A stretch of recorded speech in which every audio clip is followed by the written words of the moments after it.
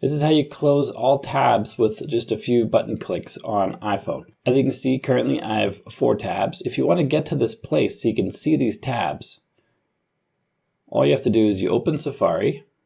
In the bottom right corner, we have this double box icon. If you tap on that, it shows all the tabs you have open.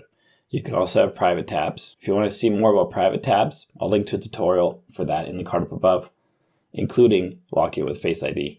So these 4 tabs, I only have 4. I could just hit the X in the corners and they'd be gone really quick. So for me, it's not a big deal, but sometimes you can have hundreds of tabs in here, depending how busy your web browsing is. So you can close them all by tapping and long holding on that double icon. Then you can choose close all 4 tabs and then close all 4 tabs again. And now all those tabs are closed. You might have a situation where on your phone, you don't have this little control panel down here. So here's what you do. Go into the settings. Scroll down to Apps, tap on the S to get down to Safari.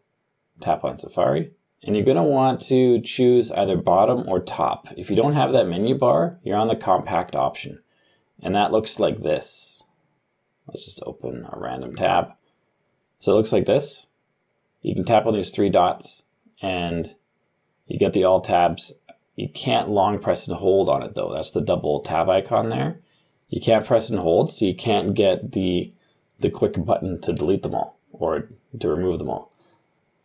So you gotta have either bottom, which looks like this, where it has the URL and those buttons, including the double box tab, or you gotta choose top, which puts the search bar or the address bar at the top, and then the double tab box at the bottom.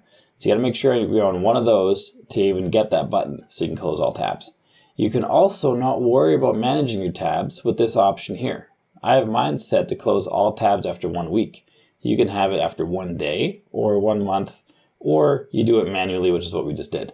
So you can have this automatic so you don't have to worry about it at all.